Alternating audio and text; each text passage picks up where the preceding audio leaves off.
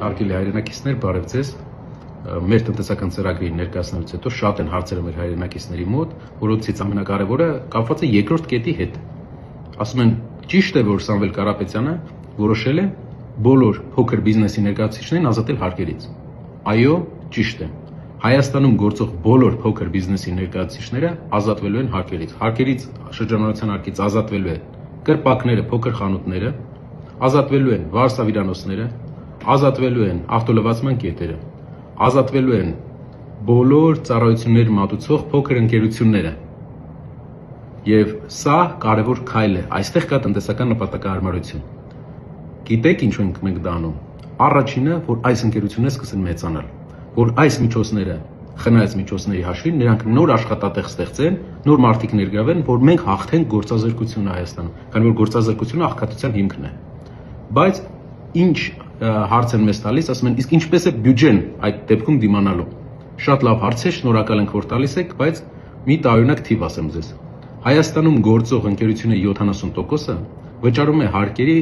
ընդհանուր բյուջեի ընդամենը 2.5%-ը։ Այսինքն, ամբողջ փոքր բիզնեսը շրջանառության հարկով հարկվող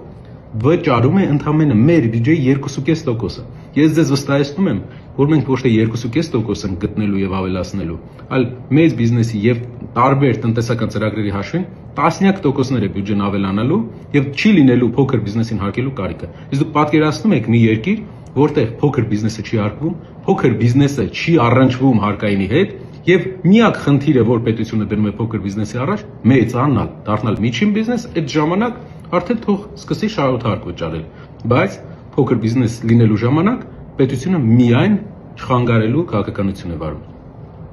Երկրորդ հարցը, որ ես իմացա, որ տվել են, մեզ դա պետական պաշտոնյաներից մեկը հարցրել է, ասել է, որ բանակում ես չեմ ծառայել, բանակում ծառայելուց հետ կապված, որպեսզի դուք վստահ լինեք, որ ինչ նախապատմություններ կա։ Սա իմ նամակն է, գրված 8 տարի առաջ Հայաստանի Հանրապետության գլխավոր զինկոմիսարին, որտեղ ասում եմ, ես Նարեկ Կարենի Կարապետյանս սահմանադրական պարտքս կատարելու համար խնդրում եմ ինձ օրակոչել պարտադիր ժամկետային զինվորական ծառայության։ Կից ներկայացնում եմ զինվորական գրքույկի պատճենը, ծննդյան վկայականները եւ իմ ստորագրությունը։ Պատասխանը եղել է բացասական նախարարության կողմից։ Բայց որպեսզի լրացնեմ ռազմական գիտելիքների բացը, ես եղել եմ առաջի սանը մի մեծ կառույցի, որը Հայաստանում այսօր գործում է, որը Հայաստանում այսօր զինվորական եւ մինչեւ զինվորական ծառայություն եւ զինվորական ծառայությունից հետո ռազմական գիտելիքներ տալու ամենամեծ կառույցն է Հայաստանում եւ հազարավոր երիտասարդներ են այնտեղ հաճախում։ Ես եղել եմ առաջինը։ Կարելի է ասել, իմ վրա է փորձարկվել այդ համակարգը